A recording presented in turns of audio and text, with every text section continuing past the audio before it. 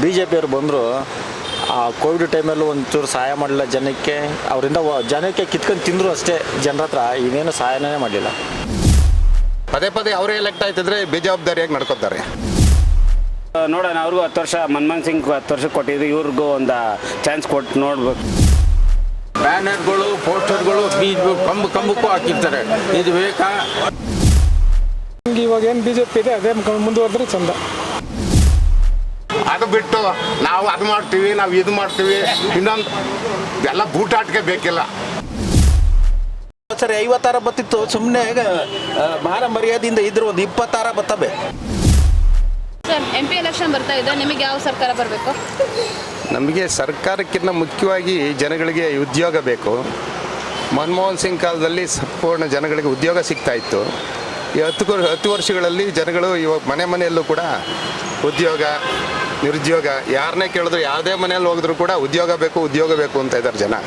ಹೀಗಾಗಿ ಸರ್ಕಾರ ಬದಲಾಯ್ತಾ ಇದ್ದರೆ ಅಟ್ಲೀಸ್ಟು ಒಂದು ಇದಿರುತ್ತೆ, ಅವ್ರಿಗೊಂದು ಜವಾಬ್ದಾರಿ ಇರುತ್ತೆ. ಪದೇ ಪದೇ ಅವರೇ ಎಲೆಕ್ಟ್ ಆಯ್ತಿದ್ರೆ ಬೇಜವಾಬ್ದಾರಿಯಾಗಿ ನಡ್ಕೋತಾರೆ. ಇವತ್ತು 2 ಕೋಟಿ ಉದ್ಯೋಗ ಕೊಡ್ತೀವಿ ಅಂದ್ರೆ ಮೋದಿ ಅವರು ಅಧಿಕಾರಕ್ಕೆ ಬರುವಾಗ ಯಾವ ಉದ್ಯೋಗನೂ ಕೊಡಲಿಲ್ಲ. ಇವತ್ತು M.Tech ಮಾಡಿದ್ದಾರೆ, MSc ಮಾಡಿದ್ದಾರೆ. ಇವತ್ತು LLB ನಮ್ಮ ನ್ಯಾಷನಲ್ ಲಾ ಸ್ಕೂಲ್ ಆಫ್ ಇಂಡಿಯಾದಂತೂ ಓದಂಥ LLB ಸ್ಟೂಡೆಂಟ್ಸ್ಗೂ ಕೂಡ ಕೆಲಸ ಸಿಗೋದಿಲ್ಲ. ಅವರು ಕೊನೆಗೆ ಪ್ರಾಕ್ಟೀಸ್ಗೆ ಇಳಿಬೇಕು. ಎಲ್ಲೂ ಕಂಪ್ನಿಗಳಲ್ಲೂ ರಿಕ್ರೂಟ್ ಮಾಡ್ತಾ ಇಲ್ಲ. ಎಂಥ ಒಂದು ನಿರುದ್ಯೋಗ ತಾಂಡವಾಡ್ತಾ ಇದೆ ಈ ದೇಶದಲ್ಲಿ. ಹಂಗಾಗಿ ದೇವಸ್ಥಾನನ ಜನನೇ ಕಟ್ಕೋತಾರೆ. ಅದು ರಾಮ ಮಂದಿರ ಒಂದೇ ಅಲ್ಲ, ಹಲವಾರು ಮಂದಿರಗಳು ಈಗಾಗಲೇ ನಮ್ಮ ದೇಶದಲ್ಲಿರೋ ದೇವಸ್ಥಾನಗಳು ಯಾವ ದೇಶದಲ್ಲೂ ಇಲ್ಲ. ಹಂಗಾಗಿ ಜನಗಳಿಗೆ ಆ ಜವಾಬ್ದಾರಿ ಇದೆ, ಅವ್ರು ಕಟ್ಕೋತಾರೆ, ಅವ್ರ ನಂಬಿಕೆ ಅವ್ರು ಉಳಿಸ್ಕೋತಾರೆ. ಹಂಗಾಗಿ ಉದ್ಯೋಗ ಸಿಗಬೇಕು, ದೇಶ ಅಭಿವೃದ್ಧಿ ಆಗಬೇಕು, ಆ ಕಡೆ ಗಮನ ಹರಿಸ್ಬೇಕು. ಇವನ್ 2014 ಇವರು ಅಧಿಕಾರಕ್ಕೆ ಬರುವಾಗಲೂ ಕೂಡ ಅಭಿವೃದ್ಧಿಯನ್ನು ಹೆಸರಲ್ಲಿ ಅಧಿಕಾರಕ್ಕೆ ಬಂದರು. ಅಭಿವೃದ್ಧಿ ಬಿಟ್ಟರು ತಿರುಗಿ ಇನ್ಯಾರು ಹೇಳ್ಕೋತಾರೆ. ಇದು ಒಟ್ಟಾರೆ ಸರ್ಕಾರ ಬದಲಾದರೆ ಇವಾಗ ನಮ್ಮ ಸಂಸದೀಯ ವ್ಯವಸ್ಥೆ ಒಳಗೆ ಹೆಂಗಿದೆ ಅಂದರೆ, ಆಫ್ಟರ್ ಚುನಾವಣೆ ಪ್ರಧಾನಮಂತ್ರಿನ ಎಲೆಕ್ಟ್ ಮಾಡೋದು. ಇಲ್ಲೇನಂದರೆ ಪ್ರಧಾನಿ ಅಂತಾರೆ. ಇದು ಮೀನಿಂಗ್ಲೆಸ್ಸು, ಅರ್ಥವಿಲ್ಲದ ಮಾತು. ಹಂಗಾಗಿ ಸರ್ಕಾರ ಬದಲಾಗ್ತಾ ಇದ್ದರೆ ಒಂದು ಒಳ್ಳೆಯ ಆಡಳಿತ ನೀಡಲಿಕ್ಕೆ ಸಾಧ್ಯವಾಗುತ್ತೆ. ಅವರು ಕೂಡ ಒಂದು ರಿಪೇರಿ ಆಗೋವಂಥ ಅವರು ಕೂಡ ಬದಲಾಗ್ತಾರೆ. ಒಂದು ಅಭಿವೃದ್ಧಿ ಪಥದತ್ತ ಹೆಜ್ಜೆ ಇಡೋಂಥ ಒಂದು ಸರ್ಕಾರ, ಹೊಸ ಸರ್ಕಾರ ಬರಬೇಕು. ಅದು ಕೊಯ್ಲಿಷನ್ ಗೌರ್ಮೆಂಟ್ ಇರ್ಬೋದು ಅಥವಾ ಕಾಂಗ್ರೆಸ್ ಸರ್ಕಾರ ಇರ್ಬೋದು. ಒಂದು ಹೊಸ ಸರ್ಕಾರ ಬಂದರೆ ಒಳ್ಳೆಯದಾಗುತ್ತೆ. ಸರ್, ಈಗ ನಮ್ದು ಸ್ಟೇಟಲ್ಲಿ ಬಸ್ ಫ್ರೀ ಮಾಡಿದ್ರು, ಅದ್ರ ಬಗ್ಗೆ ಹೇಳಿದ್ರು ಲೇಡೀಸ್. ಇವಾಗ ಬಸ್ ಫ್ರೀ ಮಾಡಿರೋದೇನಂತ ಹೇಳಿದ್ರೆ, ಅದು ಒಟ್ಟಾರೆ ಹೆಣ್ಮಕ್ಳು, ದುಡಿಯೋ ಹೆಣ್ಮಕ್ಳಿಗೆ ಭಾಳ ಹೆಲ್ಪ್ ಆಗಿದೆ. ಇವಾಗ ಸ್ಟೂಡೆಂಟ್ಸ್ ಇರ್ಬೋದು, ದುಡಿಯೋ ಹೆಣ್ಮಕ್ಳು ಇರ್ಬೋದು, ಆ ವಿಚಾರದಲ್ಲಿ ಭಾಳ ಚೆನ್ನಾಗೇ ಅದು ಹೆಲ್ಪ್ ಆಗಿದೆ. ಅಟ್ಲೀಸ್ಟು ಇವತ್ತು ಹೆಣ್ಮಕ್ಳು ಆ ಒಂದು ಹಣನ ಉಳಿಸ್ಕೊಂಡು ಬೇರೆ ಉದ್ದೇಶಕ್ಕೆ ಮತ್ತೊಂದಕ್ಕೆ ಬಳಸ್ಲಿಕ್ಕೆ ಅನುಕೂಲ ಆಗಿದೆ. ಒಂದೇನಂದರೆ, ಆ ಒಂದು ಬಸ್ ಫ್ರೀ ಏನು ಮಾಡಿದ್ದಾರೆ ಆ ವಿಚಾರದಲ್ಲಿ ಏನಾಗಿದೆ ಅಂತ ಹೇಳಿದ್ರೆ, ಇವತ್ತು ಮಿಡ್ಲ್ ಮ್ಯಾನ್ ಇಲ್ಲ. ಅಲ್ಲಿ ಕಂಡಕ್ಟ್ರು ಟಿಕೆಟ್ ಕೊಡ್ತಾರೆ, ಇವರು ಆಧಾರ್ ಕಾರ್ಡ್ ತೋರಿಸ್ತಾರೆ. ಅಲ್ಲಿ ಮಿಡ್ಲ್ ಮ್ಯಾನ್ ಇಲ್ಲ, ಯಾವುದೇ ಕಮಿಷನ್ ಇಲ್ಲ. ಹಿಂದಿದ್ದ ಸರ್ಕಾರಗಳೆಲ್ಲ ಕಮಿಷನ್ ಮೇಲೆ ಹೋದು. ಈ ಒಂದು ಯೋಜನೆ ಏನಿದೆ ಇವತ್ತು ಬಸ್ ಫ್ರೀ ಸ್ತ್ರೀಯರಿಗೆ ಕೊಟ್ಟಿರೋದು, ಅದು ಮಿಡ್ಲ್ ಮ್ಯಾನ್ ಇಲ್ಲ, ಕಂಡಕ್ಟ್ರು ಪ್ಯಾಸೆಂಜರ್ ಅಷ್ಟಕ್ಕೆ ಸೀಮಿತ ಆಗಿದೆ. ಹಂಗಾಗಿ ಇವತ್ತು ಆ ಸ್ಕೀಮು ಭಾಳ ಒಳ್ಳೆಯ ಸ್ಕೀಮು, ಅದು ಮುಂದುವರಿಸ್ಬೇಕು. ಎಲ್ಲ ರಾಜ್ಯಗಳಲ್ಲೂ ಅದು ಬಂದರೆ ಹೆಣ್ಮಕ್ಳಿಗೆ, ಅಭಿವೃದ್ಧಿಗೆ, ಓದೋ ಹೆಣ್ಮಕ್ಳಿಗಿರ್ಬೋದು, ಕೆಲಸ ಮಾಡೋರಿಗಿರ್ಬೋದು, ಅವ್ರಿಗೆಲ್ಲ ಅಡ್ವಾಂಟೇಜ್ ಆಗುತ್ತೆ. ಅದು ಮುಂದುವರಿಸಲಿ. MP ಎಲೆಕ್ಷನ್ ಬರ್ತಾ ಇದೆ. ಇವಾಗ ಮೋದಿಯವರು ಇದ್ದಾರೆ. ಮುಂದೆ ಇವಾಗ ಹೆಂಗೆ ಅಂದರೆ, ಈಗ ರಾಮ ಮಂದಿರ ಕಟ್ಸಿದ್ದಾರೆ, ಇದ್ರ ಮೇಲೆ ಎಲೆಕ್ಷನ್ಗೆ ಹೋಗೋದು ಮತ್ತೊಂದು ಇದಲ್ಲ. ಮನುಷ್ಯನ ಆರ್ಥಿಕತೆ ಇಂಪ್ರೂವ್ಮೆಂಟ್ ಆಗಬೇಕು. ಒಂದು ಹುಡುಗ 10ನೇ ಕ್ಲಾಸು PUC ಓದಿ ಡಿಗ್ರಿ ಮಾಡಿಕೊಂಡು ಅವನು 10,000 12,000 ಸಂಬಳ ತಗೊಂಡು ಹೆಂಗೆ ಅವನು ಜೀವನ ಸಾಗಿಸ್ತಾನೆ, ಮನೇನ ಹೆಂಗೆ ಇದು ಮಾಡ್ತಾನೆ. ಅದು ಸ್ಟೇಟ್ ಗೌರ್ಮೆಂಟ್ ಆಗಲಿ ಸೆಂಟ್ರಲ್ ಗೌರ್ಮೆಂಟ್ ಆಗಲಿ ಯೋಚನೆ ಮಾಡಬೇಕಾಗುತ್ತೆ. ಅವ್ರಿಗೆ ಜಾಬ್ಸು ಇಂಡಿಯಾದಲ್ಲಿ ಕೆಲಸಗಳು ಆಗಬೇಕಾಗ್ತದೆ. ಇದ್ರ ಮೇಲೆ ಗೌರ್ಮೆಂಟು ಇದಾಗ್ಬಿಡೋದು. ಅಂದರೆ ಸಪೋಸ್ ಈಗ ಹುಡುಗರು ಡಿಗ್ರಿಗಳು ಮುಗಿಸ್ಕೊಂಡು ಕೆಲಸ ಇಲ್ಲದೆ ಸ್ವಿಗ್ಗಿ ಝೊಮ್ಯಾಟೊ ಮಾಡಿಕೊಂಡು ಇಲ್ಲದೆ ನಿಂತಿದ್ದಾರೆ. ಡಿಗ್ರಿ ಏನೂ ಯೂಸ್ ಆಗ್ತಾ ಇಲ್ಲ, ಅವ್ರು ದುಡಿತಾ ಇರೋದು. ಅದರಿಂದ ಒಳ್ಳೆ ಗೌರ್ಮೆಂಟ್ ಬರಬೇಕು ಅನ್ನೋದು ಅಷ್ಟು. Thank you ma'am. ಸೆಂಟ್ರಲಾಗಿ BJP ಬರುತ್ತೆ, ಬರೋ ಮಟ್ಟದಾಗಿದೆ. ಏನು ಯಾರ್ದೇನು ಸಪೋರ್ಟ್ ಬೇಕಿಲ್ಲ ಕರ್ನಾಟಕದಾಗೆ. ಹಿಂಗಲಾಗಿ ಅವರೇ 25ರಿಂದ 28 ಸೀಟ್ ತೊಗೊಳ್ಳೋ ಮಟ್ಟದಾಗಿದ್ದಾರೆ. ಸೆಂಟ್ರಲ್ನಾಗೂ ಎಲ್ಲ ಚೆನ್ನಾಗಿದೆ, ಆಡಳಿತ ಚೆನ್ನಾಗಿದೆ. ಅದರಿಂದ ಯಾವುದು ಕರಪ್ಷನ್ ಇಲ್ದಂಗೆ 10 ವರ್ಷದಿಂದ ಮಾಡ್ಕೊಂಡು ಬರ್ತಿದ್ದಾರೆ. ಮುಂದೇನು ಹಿಂಗೆ ಮಾಡ್ಕೊಂಡು ಹೋಗ್ತಾರೆ. ಮೋದಿಯವರೇ ಮುಂದುವರಿತಾರೆ. 10 ವರ್ಷದಿಂದ ಮೋದಿ ಸರ್ಕಾರ ಬರ್ತಿದೆ, ಇದ್ರ ಬಗ್ಗೆ ನಿಮ್ಮ ಅಭಿಪ್ರಾಯ? ಚೆನ್ನಾಗಿದೆ, ಎಲ್ಲ ಕಡೆ ಚೆನ್ನಾಗಿದೆ. ಏನು ಯಾರಿಗೇನು ತೊಂದರೆ ಏನು ಆಗಿಲ್ಲ. ದೇಶ ಚೆನ್ನಾಗಿ ಮುಂದುವರಿತದೆ. ಮುಂದೇನು ಹೀಗೆ ನಡ್ಕೊಂಡು ಹೋಗುತ್ತೆ ಅಂತ ನಾವು ತಿಳ್ಕೊಂಡಿದ್ದೀವಿ. ನಾವೆಲ್ಲ ಮಧ್ಯಮ ವಯಸ್ಸಿನವರು ಸ್ವಲ್ಪ ತಿಳ್ಕೊಂಡಿದ್ದೀವಿ. ಅದರಿಂದ ಮುಂದುವರಿತು.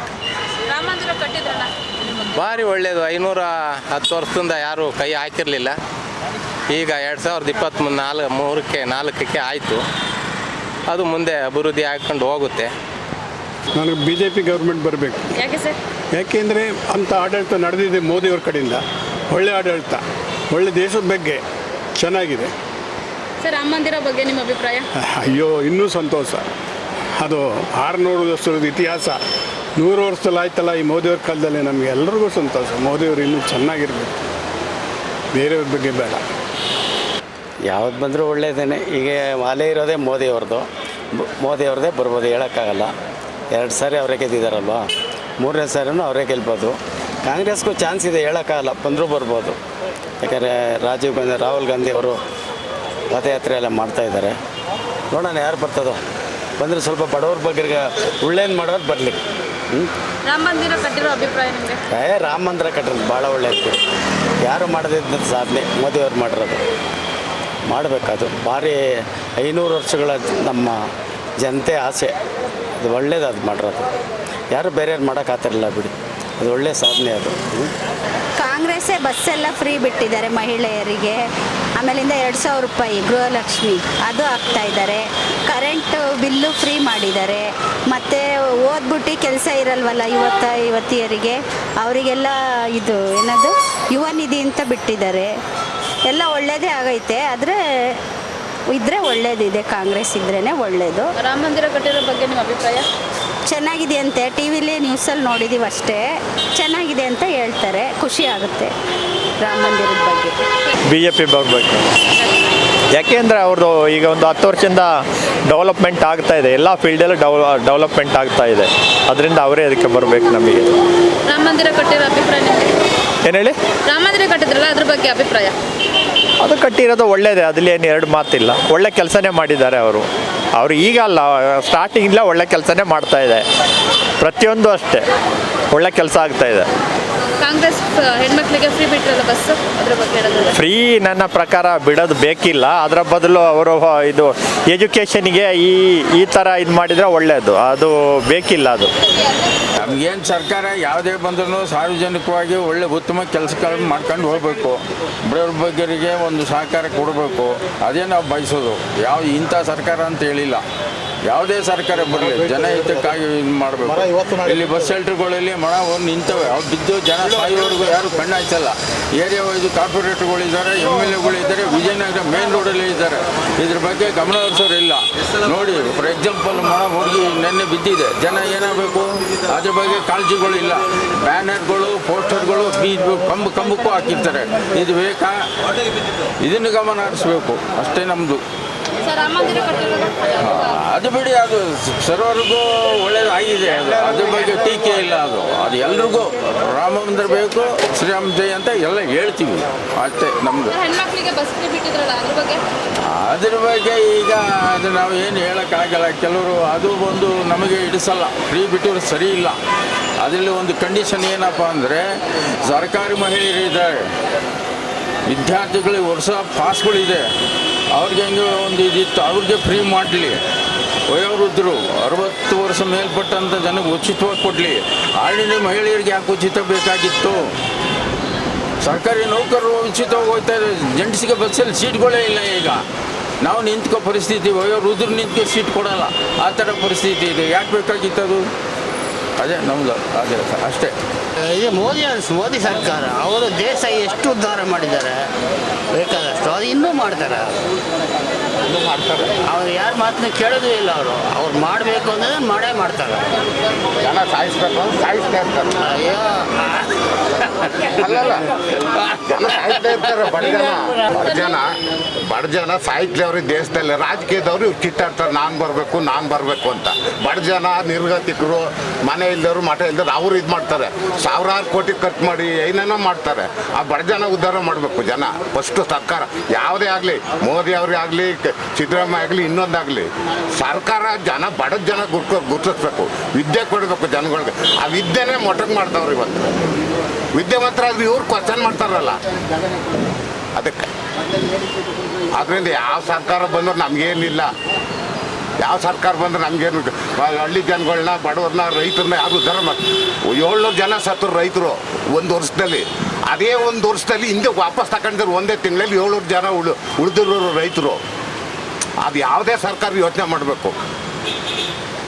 ರೈತರ ಕಾಯ್ದೆ ತಗೊಂಡ್ರಲ್ಲ, ಅದನ್ನ ಒಂದು ವರ್ಷ ಆದ್ಮೇಲೆ ತಗೊಂಡ್ರು 700 ಜನ ಸತ್ತರು ರೈತರು ಹೋರಾಟ ಮಾಡಿ. ಆದರೆ ಒಂದೇ ತಿಂಗಳಲ್ಲಿ ತಗೊಂಡಿದ್ರು 700 ಜನ ಜೀವ ಉಳಿದಿರೋದು. ಯಾವ್ದು ಬರಬೇಕು ಅಂತೀರಿ ಈಗ? ರೈತರು ಯಾರು ನಂಬ್ತಾರೆ? ಒಳ್ಳೇದು ಮಾಡಿದ್ರೆ ರೈತ, ಈ ದೇಶಕ್ಕೆ ಬೆನ್ನೆಲುಬೆ ರೈತ, ಈ ಉದ್ಯಮವಂತರು. ಅದು ಬಿಟ್ಟು ನಾವು ಅದು ಮಾಡ್ತೀವಿ, ನಾವು ಇದು ಮಾಡ್ತೀವಿ, ಇನ್ನೊಂದು ಎಲ್ಲ ಬೂಟಾಟಿಕೆ ಬೇಕಿಲ್ಲ, ಸಾಕು. ಏನೇ ಮಾಡಿದ್ರು ಹೋದ ಸರಿ 350, ಈ ಸತಿ 400 ಮೇಲೆ ದಾಟ್ಲಿಲ್ಲ ಅಂದ್ರೆ ಆಟೋ ಬಿಟ್ಬಿಟ್ಟು ಊರಿಗೆ ಹೋಗ್ತೀನಿ. ಕುಣಿಗಾಲ್ ತಾಲೂಕು ಅಮೃತೂರು ಹೋಬಳಿ ತುಮಕೂರು ಡಿಸ್ಟಿಕ್ ಹೋಗ್ಲಿಲ್ಲ ಅಂದ್ರೆ ಇದೇ ಊರಲ್ಲಿ ಬದುಕೋದು ಇಲ್ಲ, ಬದುಕಕ್ಕೆ ಬಿಡೋದು ಇಲ್ಲ ಅವರು. ಇದೇ 350 ಬಂದೈತೆ, 420 ಬರುತ್ತೆ ಅಷ್ಟೇ, ಇನ್ನೇನು ಇಲ್ಲ, ಹೋಯ್ತಾರೆ ಅಷ್ಟೇ. ಇದು ರಿಯಲಿ ನಾನು ಹೇಳ್ತಾ ಇರೋದು ಆಟೋ ಡ್ರೈವರ್ ಆಗಿ. ನಾನು 35 ವರ್ಷ ಆಯಿತು. ಡಿ ಎಲ್ಲು ಡಿಸ್ಪ್ಲೇ ನೋಡ್ಕೊಳ್ಳಿ, 92ರಲ್ಲಿ ಡಿ ಎಲ್ ತೊಗೊಂಡಿದ್ದೀನಿ, 88ಅಲ್ಲೇ ಡ್ರೈವರ್ ಆಗಿದ್ದೆ. ನನ್ನ ಅನಿಸಿಕೆ ಪ್ರಭಾವ ಮೋದಿನೇ ಈ ಸಲಿನೂ ಆಗೋದು. ಯಾರನ್ನಾರ ಕೇಳಿ ಮೋದಿ ಬಿಟ್ಟರೆ ಬೇರೆ ಬರಲ್ಲ, ಯಾವುದೇ ಕಾರಣಕ್ಕೂ ಬರಲ್ಲ. ಹೋದ ಸರಿ 50 ಬತ್ತಿತ್ತು, ಸುಮ್ಮನೆ ಮಾನ ಮರ್ಯಾದೆಯಿಂದ ಇದ್ರು ಒಂದು 20 ಬರ್ತವೆ. ಹಿಂಗೆಲ್ಲ ಮಾತಾಡಿದ್ರೆ 20 ಬರಲ್ಲ. ಅಷ್ಟೇ. ಇನ್ನೇನು ಮೇಡಮ್ ಹೇಳಿ. ಸರ್, ಇವಾಗ ಹೆಣ್ಮಕ್ಳಿಗೆ ಬಸ್ ಫೀಸ್ ಬಿಟ್ಟಿದ್ರೆ ಅದ್ರ ಬಗ್ಗೆ ಮಾತಾಡೋದಾದ್ರೆ ನೀವು ನೋಡಿ ಮೇಡಮ್, ನನ್ನ ಮಗಳನ್ನು ಕಾಲೇಜಿಗೆ ಬರ್ತಾಳೆ BComಗೆ ಇಲ್ಲೇನೆ ವಿಜಯನಗರಕ್ಕೆ ಅಂದ್ರಳ್ಳಿಯಿಂದ ಹೋಗ್ಬೇಕಂದ್ರೆ ಮೊದಲು 8 ಗಂಟೆಗೆ ಬರೋರು, 9 ಗಂಟೆ ಸ್ಕೂಲಿಗೆ 7 ಗಂಟೆಗೆ ಹೋಗ್ತಾರೆ. ಯಾಕೆ? ಬಸ್ ಎಲ್ಲ ರಸ್ ಆಗಿತ್ತು ಕಣಪ್ಪ, ಹತ್ತಕ್ಕಾಗಲ್ಲ ಅಂತ. ಅದರಿಂದ ಏನು ಪ್ರಯೋಜನ ಆಯಿತು ಹೇಳಿ ನೋಡೋಣ. 1 ಅವರ್ ಬೇಗ ಎದ್ದೊಳ್ಬೇಕಾ? ಕೆಲ್ಸಕ್ಕೆ ಹೋಗ್ದಲೇ ಇರ್ತಾರಲ್ಲ ಅವ್ರಿಗೆ ಅನುಕೂಲ. ಲೇಡೀಸ್ ಅಂದರೆ ಕೆಲ್ಸಕ್ಕೆ ಹೋಗದೆ ಹೋಗಿರೋರ್ಗೆ ಮಾತ್ರ. ಕೆಲ್ಸಕ್ಕೆ ಹೋಗೋರು ಕರೆಕ್ಟಾಗಿ ಇದಕ್ಕೆ ಈ ಬಸ್ ಕತ್ತಾರ BMTCಗೆ, ಕೆಲಸ ಬಿಡಿಸ್ಬಿಡಲ್ವಾ? ಕೆಲ್ಸಕ್ಕೆ ಯಾರು ಹೋಗಲ್ಲ, ಅವ್ರಿಗೆ ಕರೆಕ್ಟಾಗಿ ಅದೇ ನೋಡಿ. ಊರಲ್ಲಿ ಇರ್ತಾಯಿದ್ರಲ್ಲ ಸುಮ್ಮನೆ ಅತ್ತೆ ಸೊಸೆ ಜಗಳ ಆಡ್ಬಿಟ್ಟು ಊರಿಗೆ ಮೊದಲು ತವ್ರ ಮನೆಗೆ ಹೋಯ್ತಿದ್ರು. ಇವಾಗ ಆರಾಮಾಗಿ ಧರ್ಮಸ್ಥಳ ಅಂತ ಎಲ್ಲೆಲ್ಲ ಸುತ್ಕೊಂಡವ್ರು ಫ್ರೀ ಊಟ ಕೊಡ್ತಾರೆ. ಒಟ್ಟಿನಲ್ಲಿ ಏನಾರ ಮಾಡ್ಕೊಳ್ಳಿ ಬಿಡಿ. ಇದಂತೂ ಸ್ಟೇಟ್ ಗೌರ್ಮೆಂಟ್ ಲಾಯಕ್ಕಿಲ್ಲ. ಸುಮ್ಮನೆ ಬಂದರೂ ಒಂದೇ, ಇದು ಗೌರ್ಮೆಂಟ್ ಬರಲಿಲ್ಲ ಅಂದರೂ ಒಂದೇ. ಇದರಿಂದ 20 ಪೈಸೆ ಯಾರು ನಿರೀಕ್ಷೆ ಹೋಗೋಕ್ಕೆ ಹೋಗಬೇಡಿ. ಇನ್ನೇನು ಮೇಡಮ್? ರಾಮ ಮಂದಿರ ಬಗ್ಗೆ ಕಟ್ಟಿದ್ದು ಅಭಿಪ್ರಾಯ. ರಾಮ ಮಂದಿರ ನಮ್ಮದು, ನಮ್ಮ ದೇವರು ನಮಗೆ ಕೊಟ್ಟು ಇರಲಿಲ್ಲ. 500 ವರ್ಷದಿಂದ ಇದು ಮಾಡಿದ್ರು, ಇವಾಗ ಮಾಡಿದ್ದಾರೆ. ಸಂತೋಷ. ಯಾರಿಗೆ ಸಂತೋಷ ಆಗಲ್ವಂತೆ? ಸಂತೋಷ ಆಗದೆ ಹೋದರು ಅದೇನು ಪಾಸು. ಅದೇನು ಮೇಡಮ್ ಇದ್ದಂತಾರಲ್ಲ, ಆಚೆಗೆ ಬಿಟ್ಟು ಬೇರೆ ಧರ್ಮಕ್ಕೆ ಸೇರ್ಕೋಬೋದು. ಸಂತೋಷ ಯಾರಿಗಾಗಲ್ಲ, ಅವ್ರು ಬೇರೆ ಧರ್ಮಕ್ಕೆ ಹೋಗಿ ಸೇರ್ಕೋಬೋದು. ಸಂತೋಷ ಆಗಿರೋದು ಸಂತೋಷನೇ. ನಮ್ಮ ಹಿಂದೂಗಳಿಗೆ ಮಾತ್ರ ತುಂಬ ಸಂತೋಷನೇ. ಪ್ರತಿಯೊಬ್ಬರಿಗೂ ಸಂತೋಷನೇ. MP ಎಲೆಕ್ಷನ್ ಬರ್ತಿದೆ, ಯಾವ ಸರ್ಕಾರ ಬರಬೇಕು? ನಮಗೆ BJP ಬರಬೇಕು. ಯಾಕೆ? ಮೋದಿ ಅವರಿಂದ ನಮ್ಗೆ ತುಂಬ ಒಳ್ಳೆಯದಾಗಿದೆ. ನಮ್ಮ ದೇಶ ಚೆನ್ನಾಗಿರಬೇಕು, ಅದಕ್ಕೋಸ್ಕರ BJP. ಮತ್ತು ಇವಾಗ ಅಯೋಧ್ಯೆ ಎಲ್ಲ ಮಾಡಿದಾರಲ್ಲ, ನಮಗೆ ತುಂಬ ಖುಷಿ ಆಯಿತು. ಅದಕ್ಕೋಸ್ಕರ ಮೋದಿನೇ ಬರಬೇಕು. ಕಾಂಗ್ರೆಸ್ ಇವಾಗ ಒಂದು ಘೋಷಣೆ ಮಾಡಿದ್ರು ಎಲ್ಲರಿಗೂ ಗೃಹಲಕ್ಷ್ಮಿ ಯೋಜನೆ. ಸೊ ನಿಮಗೆ ಖಾತೆಗೆಲ್ಲ ಅಮೌಂಟ್ ಬರ್ತಿದೆಯಾ? ಬರುತ್ತೆ. ಕಾಂಗ್ರೆಸ್ ಬೇಡ ಇಲ್ಲ ಅಂದರೆ ಮೇಲೆ ಚೆನ್ನಾಗಿರ್ಬೇಕಲ್ವ. ಕೇಂದ್ರ ಚೆನ್ನಾಗಿದ್ದರೆ ನಮ್ಮ ದೇಶ ಚೆನ್ನಾಗಿರುತ್ತೆ, ಯಾವುದೇ ರೀತಿಯ ಪ್ರಾಬ್ಲಮ್ ಇರೋದಿಲ್ಲ. ಹಂಗಾಗಿ ನಮಗೆ ಬರಬೇಕು. 10 ವರ್ಷದ ಮೋದಿ ಸರ್ಕಾರ ಬಗ್ಗೆ ಹೇಳೋದಾದ್ರೆ ನಿಮ್ಮ ಅಭಿಪ್ರಾಯ? ತುಂಬ ಚೆನ್ನಾಗಿದೆ. ಮೊದಲೆಲ್ಲ ಗಲಾಟೆ ಎಲ್ಲ ಇತ್ತು, ಇವಾಗ ಬಂದಾಗಿಂದ ಏನು ಗಲಾಟೆ ಏನೂ ಇಲ್ಲ. ದೇಶ ಸುಭದ್ರವಾಗಿರ್ಬೇಕು ಅಷ್ಟೇ ನಮಗೆ. ಸ್ವಲ್ಪ ಮೋದಿ ಸರ್ಕಾರ ಬಂದರೆ ಒಳ್ಳೆಯದು. ಯಾಕಂದರೆ ದೇಶಕ್ಕೆ ತುಂಬ ಒಳ್ಳೆಯ ಕೆಲಸ ಮಾಡಿದ್ದಾರೆ. ಮುಂದಿನ ಅವರೇ ಬಂದರೆ ಇನ್ನೂ ಒಳ್ಳೆಯ ಅಭಿವೃದ್ಧಿಗಳಾಗುತ್ತೆ. ಅದರಿಂದ ಅವರೇ ಬರಬೇಕಂತ. 10 ವರ್ಷದ ಮೋದಿ ಸರ್ಕಾರ ಬಗ್ಗೆ ನಿಮ್ಮ ಅಭಿಪ್ರಾಯ? ತುಂಬ ಚೆನ್ನಾಗಿ ಮಾಡಿದೆ ಸರ್. ಎಲ್ಲ ದೇಶಕ್ಕೆ ತುಂಬ ಇಂಪ್ರೂವ್ಮೆಂಟ್ ಆಗಿದೆ. ರಾಮ ಮಂದಿರ ಬಗ್ಗೆ? ರಾಮ ಮಂದಿರ ತುಂಬ ಚೆನ್ನಾಗಾಗಿದೆ. ಹಿಂದುತ್ವಕ್ಕೆ ಒಂದು ಒಳ್ಳೆ ಬೆಲೆ ಬಂದಿದೆ, ಒಂದು ಒಳ್ಳೆ ಗೌರವ ಸಿಗ್ತಾ ಇದೆ. ಅವರೇ ಇರಬೇಕು. MP ಎಲೆಕ್ಷನ್ ಬರ್ತಿದೆ, ನಿಮಗೆ ಯಾವ ಸರ್ಕಾರ ಬರಬೇಕು? ಯಾವುದು ಇಲ್ಲಿ ಸೆಂಟ್ರಲ್ಲಾ? ಸೆಂಟ್ರಲ್ ಈ ಸರಿ ಏನೋ ಕಾಂಗ್ರೆಸ್ ಬರುತ್ತೆ ಅಂತವ್ರೆ, ನೋಡೋಣ ಒಟ್ಟು ಆದಮೇಲೆ. ಅಲ್ಲ ಸರ್, ನಿಮಗೆ ಯಾವ್ದು ಬರಬೇಕು ಅಂತ? ಅಲ್ಲ, ಬಂದರೆ ಕಾಂಗ್ರೆಸ್ ಬಂದರೆ ಒಳ್ಳೇದು ಅನ್ನಿಸ್ತದೆ. ಅವರು 10 ವರ್ಷ ಕೊಟ್ಟಿದ್ದಾರೆ, ಈಗ ನೆಕ್ಸ್ಟ್ ಕಾಂಗ್ರೆಸ್ ಬಂದರೆ ಬೆಟ್ರು ಅಂತ ಅನ್ನಿಸ್ಬೋದು. ಮೋದಿ ಬಗ್ಗೆ 10 ವರ್ಷ ಅವರು ಚೆನ್ನಾಗಿ ಮಾಡಿದ್ದಾರೆ, ಇಲ್ಲ ಅಂತೇನು ಹೇಳೋಕ್ಕಲ್ಲ. ಒಳ್ಳೊಳ್ಳೆ ಕೆಲಸ ಮಾಡಿದ್ದಾರೆ, ಈಗ ಮಾಡ್ತಾರೆ. ಬಟ್ ನೋಡೋಣ, ಅವ್ರಿಗೂ 10 ವರ್ಷ, ಮನಮೋಹನ್ ಸಿಂಗ್ 10 ವರ್ಷ ಕೊಟ್ಟಿದ್ರು, ಇವ್ರಿಗೂ ಒಂದು ಚಾನ್ಸ್ ಕೊಟ್ಟು ನೋಡಬೇಕು ಅಂತ ನಮ್ಮ ಆಸೆ. ರಾಮ ಮಂದಿರ ಕಟ್ಟಿರೋ ಬಗ್ಗೆ ಅದೆಲ್ಲ ಒಳ್ಳೆ ಕೆಲಸನೇ. ರಾಮ ಮಂದಿರದ ಅದನ್ನು ಹೇಳೋ ಎರಡು ಮಾತಿಲ್ಲ, ಕೆಲಸ ಒಳ್ಳೆ ಕೆಲಸನೇ ಮಾಡಿದ್ದಾರೆ, ಮೋದಿ ಇಲ್ಲ ಅಂತಲ್ಲ. ನೆಕ್ಸ್ಟು ಇವ್ರಿಗೂ ಒಂದು ಚಾನ್ಸ್ ಕೊಟ್ಟರೆ ನೋಡ್ಬೋದು ಅಂತ. ಮೇಡಮ್, ನಮಗೆ BJPನೇ ಸರ್ಕಾರ ಬರುತ್ತೆ ಮೇಡಮ್. ಯಾಕೆಂದರೆ ಇವಾಗ ಪ್ರೆಸೆಂಟಲ್ಲಿ ಥಿಂಕ್ ಮಾಡೋದಾದರೆ ನಮ್ಮ ಭಾರತ ದೇಶ ಇಡೀ ವರ್ಲ್ಡಲ್ಲಿ ಆರ್ಥಿಕವಾಗಿ 5ನೇ ಪ್ಲೇಸಲ್ಲಿದೆ. ಈಗ ಇನ್ನೊಂದು 2-3 ವರ್ಷ ಹೋದರೆ 3ನೇ ಪ್ಲೇಸಿಗೆ ಬರುತ್ತೆ. ಇದಕ್ಕೆಲ್ಲ ಕಾರಣ ಅಂದರೆ ಮೋದಿ ಅವರು ಪ್ರಧಾನಿ ಆಗಿರೋದ್ರಿಂದ ನಮ್ಮ ದೇಶದಲ್ಲಿ ಏನು 60 ವರ್ಷದಲ್ಲಿ ಏನು ಬದಲಾವಣೆ ಆಗಿಲ್ಲ, ಅದು 10 ವರ್ಷದಲ್ಲಿ ತುಂಬ ಬದಲಾವಣೆ ಆಗಿದೆ ಮೇಡಮ್. ಅದು ಎಲ್ಲ ರಂಗದಲ್ಲೂ ಅಷ್ಟೇ, ಆರ್ಥಿಕವಾಗಿ, ಸಾಮಾಜಿಕವಾಗಿ, ಶೈಕ್ಷಣಿಕವಾಗಿ, ಆಮೇಲೆ ಕೈಗೆ ಇಂಡಸ್ಟ್ರಿಯಲ್ ಕ್ಷೇತ್ರದಲ್ಲಿ ತುಂಬ ಕ್ಷೇತ್ರದಲ್ಲಿ ಅಭಿವೃದ್ಧಿಯಾಗಿದೆ. ಅದರಿಂದ ಈ ಸರಿನೂ ಮೋದಿ ಸರ್ಕಾರ ಬಂದರೆ, BJP ಸರ್ಕಾರ ಬಂದರೆ ತುಂಬ ಹೆಲ್ಪ್ ಆಗುತ್ತೆ ಅಂತ ನಮ್ಮ ಅನಿಸಿಕೆ ಮೇಡಮ್. ರಾಮ ಮಂದಿರ ಕಟ್ಟಿರೋ ಬಗ್ಗೆ ಖುಷಿಯಾಗಿದೆ ಮೇಡಮ್. ಯಾಕೆಂದರೆ ರಾಮ ಮಂದಿರ ಅನ್ನೋದು ನಮ್ಮ ಹಿಂದುತ್ವನ ಉಳಿಸ್ತಾ ಇದೆ, ಮತ್ತು ನಮ್ಮ ಹಿಂದುತ್ವ ಏನಿದೆ ಅನ್ನೋದನ್ನು ತುಂಬ ಸ್ಟ್ರಾಂಗಾಗಿ ಇಡೀ ಪ್ರಪಂಚಕ್ಕೆ ತಿಳಿಸ್ತಾ ಇದೆ. ಅದು ತುಂಬ ಒಳ್ಳೆಯ ಕೆಲಸ ಮೇಡಮ್. BJP ಬಂದರೆ ಸ್ವಲ್ಪ ಪರವಾಗಿಲ್ಲ ಅಂದ್ಕೊತೀನಿ, ಯಾಕಂದರೆ ಅವಾಗೆಲ್ಲ ಸ್ಮೂತಾಗಿ ಹೋಗ್ತಿತ್ತು. ಇವಾಗ ಏನಂದರೆ ಅಷ್ಟೊಂದು ಸ್ಮೂತಾಗಿ ಹೋಗ್ತಿಲ್ಲ, ಏನಿಲ್ಲ. ಇವಾಗ ಫ್ರೀ ಬಸ್ಸಸ್ ಬಿಟ್ಟು ಅದೆಲ್ಲ ಇದಾಗಿ ಸ್ವಲ್ಪ ಇಷ್ಟೊಂದು ಜನ ಸತ್ತು ಹೋಗ್ತಿದೆ. ಅದೊಂದು ಕಾರಣ ಇಟ್ಕೊಂಡು, ಮತ್ತು ಇನ್ನು ಇವಾಗ ಜಾಸ್ತಿ ಮೆಟ್ರೋದಲ್ಲೇ ಆಗ್ತಿದೆ. ಮತ್ತು ಇವಾಗ ಮೆಟ್ರೋದಲ್ಲೂ ಕಮ್ಮಿ ಮಾಡ್ತಿದ್ದಾರೆ, ಇದರಲ್ಲೂ ಕಮ್ಮಿ ಮಾಡಿದ್ದಾರೆ. ಫ್ರೀ ಅಂತ ಕೊಡ್ತಿದ್ದಾರೆ, ನೋಡಿದ್ರೆ ಎಲ್ಲ ಎಷ್ಟೊಂದು ಕಡೆ ಕಮ್ಮಿ ಮಾಡಿದ್ದಾರೆ, ಎಷ್ಟೊಂದು ಕಡೆ ಜಾಸ್ತಿ ಮಾಡಿದ್ದಾರೆ. BJP ಇದ್ದಾಗ ಆ ಥರ ಏನೂ ಇಲ್ಲ. ಅವರು ನಾರ್ಮಲಾಗಿ ಏನು ಕೊಟ್ಕೊಂಡು ಹೋಗ್ತಾರೋ ಅದು ಅವ್ರ ಪ್ರಕಾರ ಅದು ಕೊಡ್ತಿದ್ರು. ಈಗ ಇವ್ರು ಬಂದು ಈ ಸರ್ಕಾರ ಬಂದರೆ ಏನು ಮಾಡುತ್ತೋ ಕರೆಕ್ಟಾಗಿ ಗೊತ್ತಾಗ್ತಿಲ್ಲ. ಯಾವ ಸರ್ಕಾರ ಬಂದ್ರೂ ಅದಕ್ಕೆ ಎಲ್ಲಿ ರೈಟ್ ಕಮ್ಮಿ ಮಾಡಬೇಕೋ ಅಲ್ಲಿ ರೈಟ್ ಕಮ್ಮಿ ಮಾಡ್ತಾರೆ, ಎಲ್ಲಿ ರೇಸ್ ಮಾಡಬೇಕೋ ಮಾಡ್ತಾನೆ ಇರ್ತಾರೆ. ಅದು ನಮ್ಮ ಡೆವಲಪ್ಮೆಂಟ್ ಯಾವಾಗ ಆಗುತ್ತೋ ನಮ್ಮ ಇಂಡಿಯಾ ಗೊತ್ತಿಲ್ಲ. ರಾಮ ಮಂದಿರ ಕಟ್ಟಿರೋ ಬಗ್ಗೆ ನಿಮ್ಮ ಅಭಿಪ್ರಾಯ? ರಾಮ ಮಂದಿರ ಕಟ್ಟಿರೋ ಪ್ರಕಾರ ನಮ್ಗೆ ಒಳ್ಳೆಯ ಅಭಿಪ್ರಾಯ ಇದೆ. ಅದೇ ಅದಕ್ಕೆ ಗೌರ್ಮೆಂಟ್ ಏನು ಕೊಟ್ಟಿದೆ ಅಂತ ನಮ್ಗೆ ಇನ್ನೂ ಕರೆಕ್ಟಾಗಿ ಗೊತ್ತಾಗ್ತಾ ಇಲ್ಲ. ಅದನ್ನು ಗೊತ್ತಾದರೆ ನಮಗೆ ರಾಮ ಮಂದಿರ ಕಟ್ಟಿರೋದು ಒಳ್ಳೆಯದೇ.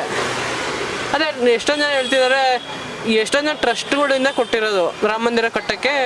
ಈ ಗೌರ್ಮೆಂಟ್ ಏನು ಕೊಟ್ಟಿದೆ ಅಂತ ಸ್ವಲ್ಪ ನಮ್ಗೆ ತಿಳಿದ್ರೆ, ನಮ್ಮ ಗೌರ್ಮೆಂಟ್ ಈ ಥರ ಮಾಡಿದೆ ಅಂತ ನಮಗೂ ಒಳ್ಳೇದಂತ ಒಪಿನಿಯನ್ ಬರುತ್ತೆ. ಆ ಥರ ಗೌರ್ಮೆಂಟ್ ಏನೂ ಹೇಳ್ತಿಲ್ಲ, ಸೀಕ್ರೆಟ್ ಮಾಡ್ತಿದ್ದಾರೆ. ಅದೇ ನಮ್ಗೆ ಗೊತ್ತಾಗ್ತದೆ. ಅವ್ರೇನಾದ್ರು ಮಾಡಿದ್ದಾರೆ ಅಂತ ಗೊತ್ತಾದ್ರೆ ನಮಗೂ ಅವ್ರ ಮೇಲೆ ಒಳ್ಳೆ ಒಪಿನಿಯನ್ನು, ಈ ಸರ್ಕಾರ ಒಂದು ನಿಜ ಒಳ್ಳೇದಾಗಿದೆ ಅಂತ ನಮಗೂ ಅನಿಸುತ್ತೆ. ನಮಗೆ ಕಾಂಗ್ರೆಸ್ ಅಂದರೆ ಬಡವರ ಪಕ್ಷ, ಚೆನ್ನಾಗಿ ಹೆಲ್ಪ್ ಮಾಡ್ತಾರೆ, ಕೆಲಸನೂ ಮಾಡ್ತಾರೆ. BJP ಅವ್ರು ಬಂದರು ಆ ಕೋವಿಡ್ ಟೈಮಲ್ಲೂ ಒಂಚೂರು ಸಹಾಯ ಮಾಡಲಿಲ್ಲ ಜನಕ್ಕೆ. ಅವರಿಂದ ಜನಕ್ಕೆ ಕಿತ್ಕೊಂಡು ತಿಂದರು ಅಷ್ಟೇ, ಜನರ ಹತ್ರ ಇನ್ನೇನು ಸಹಾಯನೇ ಮಾಡಲಿಲ್ಲ. ರಾಮ ಮಂದಿರ ಕಟ್ಟಿರೋ ಬಗ್ಗೆ ನಿಮ್ಮ ಅಭಿಪ್ರಾಯ? ರಾಮ ಮಂದಿರ ಕಟ್ಟಿರೋದು ಒಳ್ಳೆಯದೇ. ಅದು ರಾಮ ಮಂದಿರ ಥರ ಎಷ್ಟೋ ಮಂದಿರಗಳವೆ ನಮ್ಮ ದೇಶದಲ್ಲಿ, ಅದೊಂದೇ ಏನಿಲ್ಲ, ಎಲ್ಲರ ಮಂದಿರಗಳವೆ, ಎಲ್ಲ ಒಂದೇ ಥರ ಹಿಂದೂಗಳು ಓಕೆ ಸರಿ. ಅದು ರಾಮ ಮಂದಿರ ಕಟ್ಟಿದ ತಕ್ಷಣ ಆ ಪಕ್ಷ ಒಳ್ಳೆ ಪಕ್ಷ ಅಂತ ಹೇಳೋಕ್ಕಾಗಲ್ಲ. ಅದನ್ನು ರಾಜಕೀಯ ಬೇರೆ, ರಾಮ ಮಂದಿರ ಕಟ್ಟೋದು ಬೇರೆ. ಅಂದರೆ ಏನು ಮಾಡ್ರಿ ಇವರು BJP ಅವರು ಅದನ್ನು ರಾಜಕೀಯಕ್ಕೆ ಬೆಳೆಸ್ಕೊತಾರೆ. MP ಎಲೆಕ್ಷನಲ್ಲಿ ಅವೆಲ್ಲ ಬಾಂಬ್ ಬಿಟ್ಟು ಏನೋ ಒಂದೊಂದು ಗಲಾಟೆಗಳು ಶುರು ಮಾಡ್ತಾರೆ ಇವರು. ಎಲೆಕ್ಷನ್ ಹತ್ರ ಬರ್ತಾ ಇದ್ದಂಗೆ BJP ಅವರು ಗಲಾಟೆ ಶುರು ಮಾಡ್ತಾರೆ, ರಾಜಕೀಯಕ್ಕೆ ಬಳಸ್ಕೊತಾರೆ. ಸೆಂಟ್ರಲ್ ಮತ್ತು ಇನ್ನೇನು ಗೆದ್ದಾದ್ಮೇಲೆ ಇನ್ನೇನು ಸುದ್ದಿನೇ ಇರಲ್ಲ ಅವ್ರದ್ದು. ಜನರ ಪರವಾಗಿ ಆ 20 ಲಕ್ಷ ಕೋಟಿಯನ್ನು ಬಿಟ್ರಲ್ಲ ಬಜೆಟ್, ಅದೇನಾಯ್ತು ಅನ್ನೋದೇ ಗೊತ್ತಿಲ್ಲ. 20 ಲಕ್ಷ ಕೋಟಿ ಯಾರು ಕೊಟ್ಟರು ಅಂತ ಯಾರು ಹೇಳ್ತಾರಪ್ಪ, ನಮ್ಗೆ ಅಷ್ಟೊಂದು ತಿಳುವಳಿಕೆ ಇಲ್ಲ. ನಮಗೆ ಗೊತ್ತಿದ್ದಂಗೆ ಯಾರು ಬಿಸ್ನೆಸ್ ಮ್ಯಾನ್ಗಳು ಸಾಲ ಎಲ್ಲ ಲಕ್ಷಾಂತರ ಕೋಟಿ, ಸಾವಿರಾರು ಕೋಟಿ ಮನ್ನಾ ಮಾಡ್ರು ಅಂತ ಹೇಳ್ತಾರೆ. ಬಡವರ ಕಷ್ಟದಲ್ಲಿ ಇರ್ಬೇಕಾದ್ರೆ ಬಡವರು ಸಹಾಯ ಮಾಡಿರೋ ದುಡ್ಡು ತಂದು ಬಡವರು ಎಷ್ಟೋ ಚೆನ್ನಾಗಿ ಉದ್ಧಾರ ಆಗಿರೋರು. ಇವರು ಶ್ರೀಮಂತರು ಬಿಸ್ನೆಸ್ ಮ್ಯಾನ್ಗಳಿಗೆ ಯಾಕೆ ಕೊಡೋಕೆ ಹೋಗ್ತಾರೆ ಇವರು 20 ಲಕ್ಷ ಕೋಟಿ ದುಡ್ಡನ್ನೆಲ್ಲ ಇವರು ಅಲ್ವಾ? ಅವರೆಲ್ಲ ಬಿಸ್ನೆಸ್ ಮ್ಯಾನ್ಗಳು. BJP ಅವರೆಲ್ಲ ಎಲ್ಲ ಅವ್ರವ್ರು ನೋಡ್ಕೊತಾರೆ, ಬಡವ್ರು ನೋಡಲ್ಲ. ಕಾಂಗ್ರೆಸ್ ಅಂದರೆ ಬಡವ್ರ ಪಕ್ಷ, ಆವಾಗಿದ್ದನೂ ದೇಶ ಕಟ್ಟಿದ್ದು ಅದೇ ಪಕ್ಷ ಕಾಂಗ್ರೆಸ್. ನಮಗೆ ಕಾಂಗ್ರೆಸ್ ಪಕ್ಷನೇ ಒಳ್ಳೆಯದು ಅಷ್ಟೇ.